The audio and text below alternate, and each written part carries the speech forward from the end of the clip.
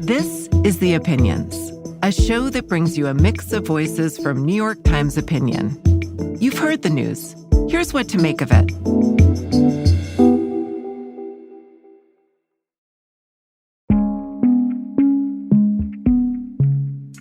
I'm Patrick Healy, deputy editor for New York Times Opinion. My colleague, the columnist Tom Friedman, just returned from a reporting trip to Israel. The war has been grinding on in Gaza for more than 19 months. There are around 20 living hostages still there, and it's estimated that more than 50,000 Palestinians have been killed. I wanted to talk to Tom about what he learned on his trip, about Israel's future, and about a growing anti-war sentiment that he saw in the country. Tom, thanks for joining me. Pat, always a pleasure. Tom, the war shows no signs of slowing down, and you write about how anger toward Prime Minister Benjamin Netanyahu is growing, including within his own party. I want to start with your trip. What was the biggest difference you noticed in Israel from your conversations there and in what you saw compared to your last trip to the country last fall? Well, Pat, I'll start from the very first morning I was there. I had scheduled a breakfast with Yair Golan, the head of the Democratic Party, basically the mainstream liberal party in Israel today.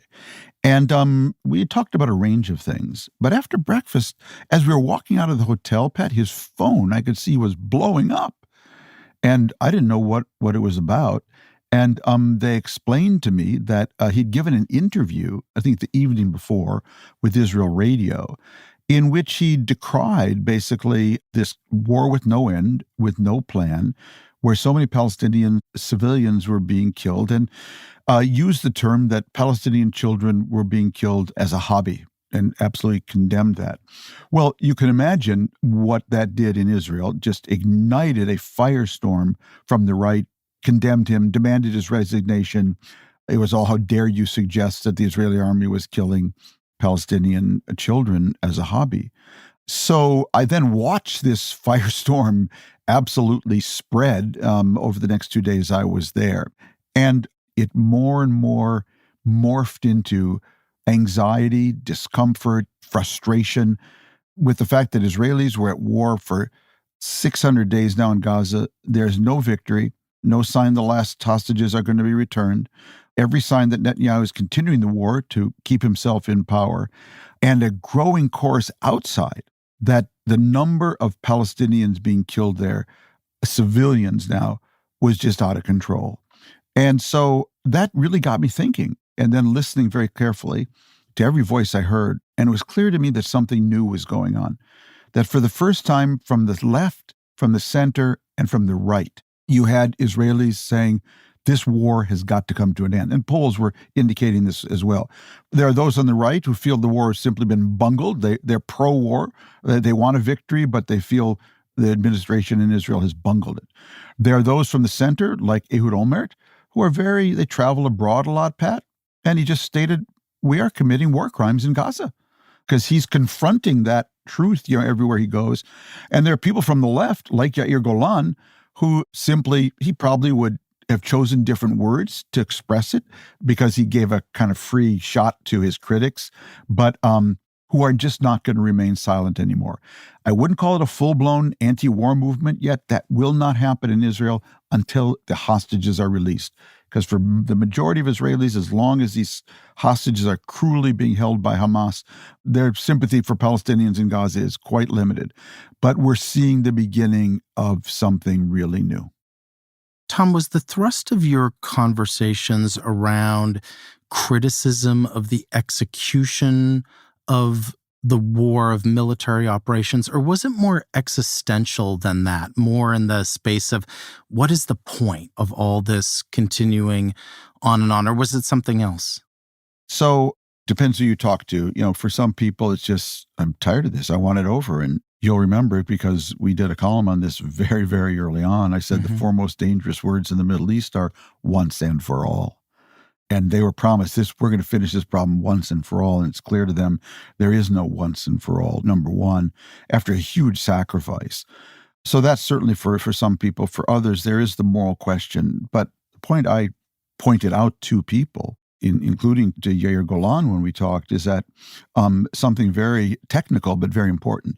Pat, no international journalists have been allowed into Gaza to independently report. If you are a journalist like myself and you want to go into Gaza, which the perimeter of which is controlled by Israel, you have to go in with an Israeli army escort and pool, and therefore your access is really limited. There will be a day this war ends. I don't know when. And when it does, Gaza is going to be overwhelmed by reporters and photographers. And when that happens, Pat, it's going to be a very bad day for Israel. And it's going to be a very bad day for world Jewry, because the scenes are going to be horrific. And it's not that we haven't gotten glimpses and whatnot, but the real stories. Also, there are evidently a lot of bodies still buried under the rubble that couldn't be excavated. And when you talk to Israeli soldiers, people who have served there, one of the things they talk about that they never forget is just the stench. Because evidently there are just a lot of bodies that have not been recovered. So there is a real looming challenge to Israel when this war is over. As you know, I am no apologist for Hamas. As mendacious as Netanyahu has been in prolonging this war, Hamas has been mendacious in starting this war and perpetrating itself. This war would be over if Hamas announced tomorrow, we're going to return all the hostages, we are going to leave Gaza, and we're ready to turn it over to an international peacekeeping force. End of war, end of story. They won't do that because they've actually been using their own people as a form of human sacrifice to draw attention to the Palestinian cause. Shame, shame, shame on you. They will live in infamy as well. Tom, you have had so many conversations about what is happening in Gaza, about that picture that you just painted, about how Israeli society is dealing with this era and this war. What's a conversation from this trip that you just can't get out of your head? You know, Pat, I did a dialogue with Lucy Arish, who's a very well-known Israeli newscaster. She's actually an Israeli Arab Muslim woman married to an Israeli Jew, and they have a son together, a 4-year-old named Adam. And we did this dialogue together at Tel Aviv University, and then afterwards we were just talking about the fact that we had both arrived at the dialogue completely bleary-eyed, because at 3 a.m. that morning, the national sort of siren went off because the Houthis had launched a rocket toward Tel Aviv, where we both were staying, where she lives and where I was staying in a hotel. And this siren, it's hard to describe, Pat, but it's just sort of wavy wail, and it's just incredibly enervating. And then it's followed by like the voice of God saying, "Take shelter, take shelter." So it woke us both up. We came to the thing very tired. And she told me this story that on Memorial Day every year in Israel, that we just had our Memorial Day for our fallen soldiers. They have a Memorial Day for theirs. And the way Israel marks its Memorial Day for its fallen soldiers is that at noon that day, a national siren goes off. And wherever you are, you stop and stand in respect for the fallen for 2 minutes. It's actually a remarkable sight to see. If you're walking down the street, if you're in an office, if you're at home. So if you're a 4-year-old, you've been through this. And Lucy told me that when the siren went off the other day because of the Houthi missile, it's a different siren. The Remembrance Day siren is just a steady blast. But her 4-year-old son was playing on the floor, and he immediately grabbed up all his toys and ran for the safe room in their house, a room with no windows.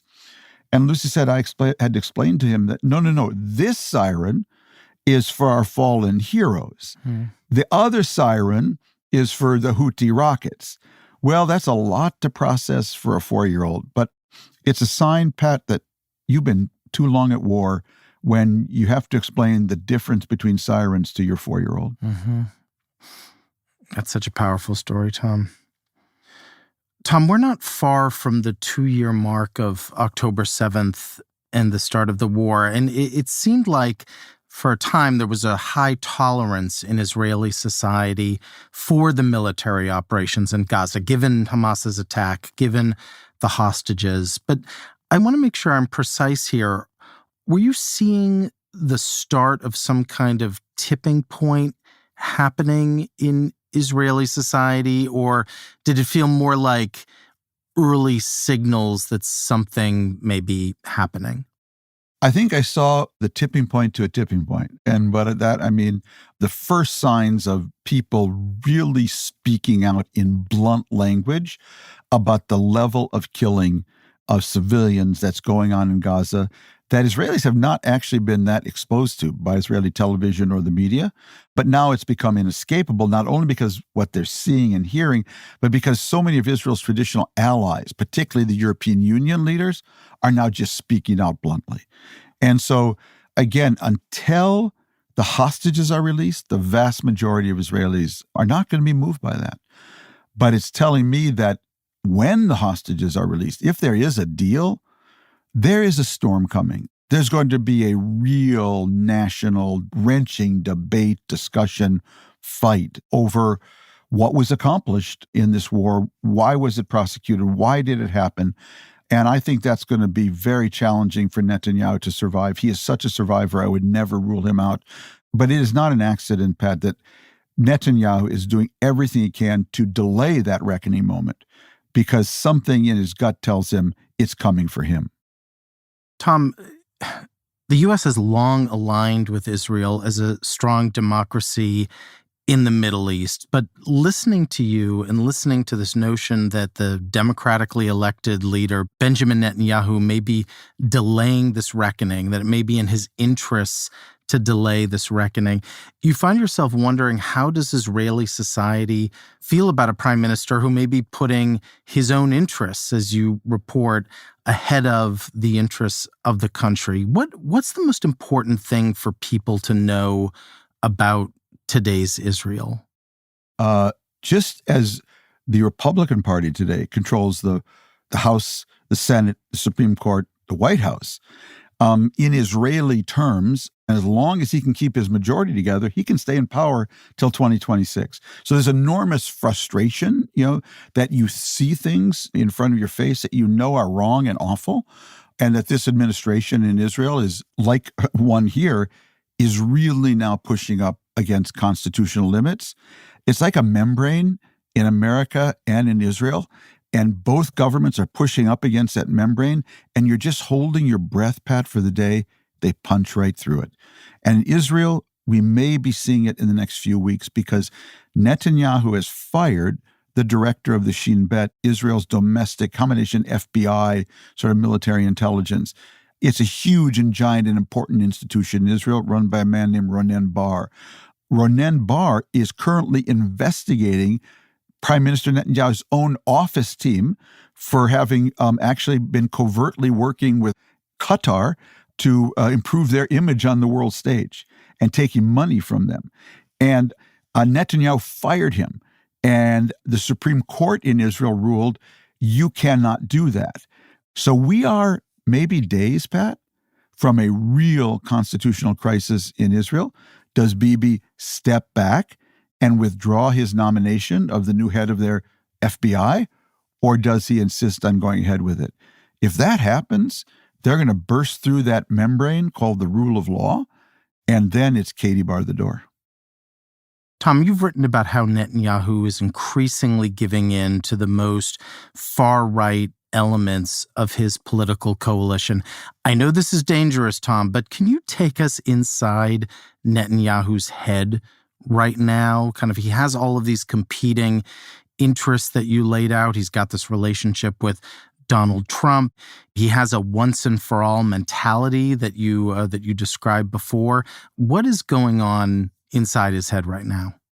Well, with the caveat that he and I don't exchange Hanukkah cards, what I would tell you is that everyone you talk to who knows Bibi, and I've known him for, 40 years, will tell you that he really changed when this corruption case came down.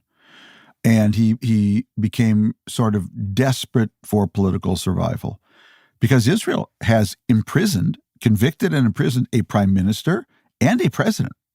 This is a country that actually puts its leaders in jail. Netanyahu knows that. And after that, he just became like this trapped, cat that was going to do everything it could to politically survive. And what that involved was bringing into the center of Israeli politics people who had never been there before.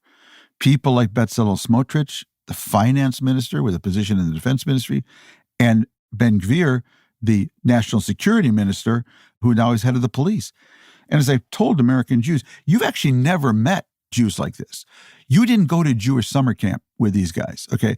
They just walked out of the Second Temple. They are that extreme. And they now have central positions of power. And their goal is annexation of the West Bank and Gaza. And Netanyahu knows, and they threaten him constantly, if you don't continue the war until total victory, we are going to pull out of the government, and therefore you could go to jail. And that is what greets him every single day. I would add this, Pat, and this is a point I made to every Israeli I spoke to, which is that, folks, do you realize what's going on here? Israel, as a result of this war, and as a result, in fact, of decisions Benjamin Netanyahu took, destroyed Hezbollah in Lebanon, Hezbollah in Syria, and dealt a severe blow to Iran's military capability, its ability to project power.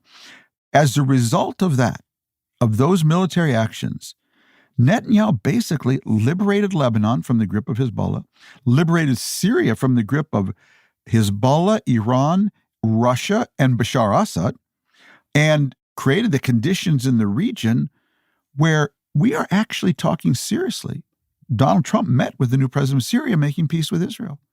Lebanon possibly making peace with Israel. In other words, Netanyahu's created a whole new geopolitical context, but he refuses to reap what he sowed. Because to take advantage of it, to bring these parties into peace with Israel, they all demand he initiate a process with Palestinians, no matter how long, toward a two-state solution. And he will not do that because he knows he'll be ousted by his right-wing partners. So we're not just seeing garden variety bad decisions being made.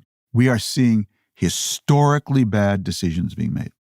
Tom, President Trump and the American government do have leverage where Netanyahu and the Israeli government are concerned. Do Israelis expect Trump and the Americans to use that leverage, or is this a dance between the Trump White House and the Netanyahu government that just kind of continues and continues and continues?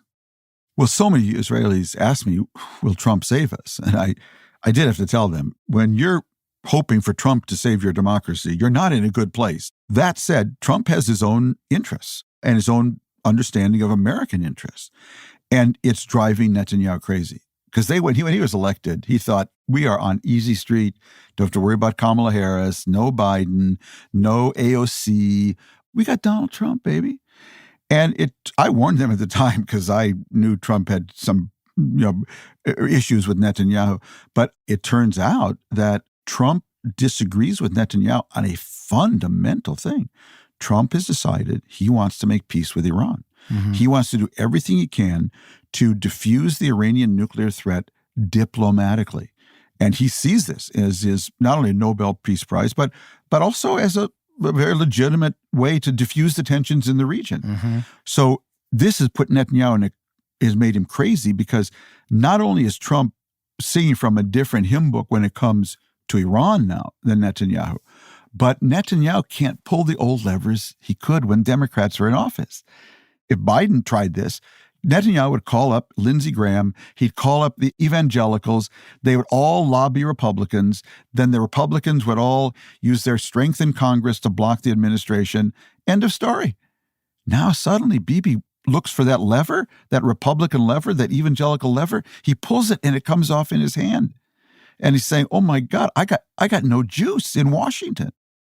Tom, what should the American government ideally be doing in this situation with Israel? Do you see a policy play, leverage being used that isn't being used right now? Or is the focus really on Iran and Saudi Arabia, and you just keep the pressure on Israel and Hamas on a ceasefire, but kind of no more than that? Or do you see some other kind of ideal approach for the Americans in this? Well, the ideal approach is for Trump to be as tough with Netanyahu as he is with Zelensky and say to him that this war ends. It ends now. Here's what's going to happen. You're going to get out of Gaza. Hamas is going to give you all their hostages, in one fell swoop. You'll give them some prisoners in exchange. Their leadership is going to agree, whatever's left of it, to leave Gaza. And we're going to put in an international peacekeeping force in Gaza that will involve us, it'll involve Arab states, and it'll have a contribution from the Palestinian Authority. We're going to use that to stabilize that territory, rebuild it, and after 5 years, there'll be a Palestinian election. Okay, we need a real transition period. During that period, Israel can maintain control of the entire security perimeter around Gaza to assure Israel that, no weapons can get in there and no violent groups can come and attack Israel. Whatever the details, something like that is where we need to be. And if Netanyahu says, yeah, but what about if Hamas does this or that? I would say we will handle it, or we'd even give you permission to handle it. But this thing ends now. Mm-hmm. You got to get out of there. You're dragging yourself down, you're dragging your society down, and you're making our geopolitics impossible. And if you're not ready to do that, I'm going to publicly call you out, and I'm going to blow up Israeli politics just like I've blown up the politics of Canada or any of these other countries. And I think that it would trigger, I'm sure, many Bibi supporters, to stick with him, and he'll stand up and say, I'm standing up against the world.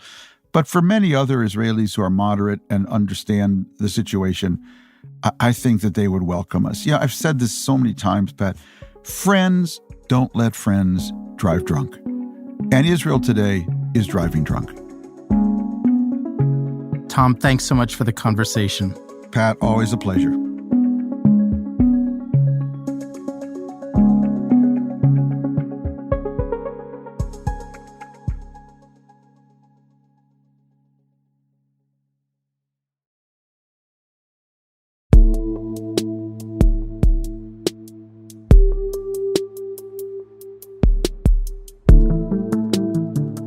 If you like this show, follow it on Spotify, Apple, or wherever you get your podcasts.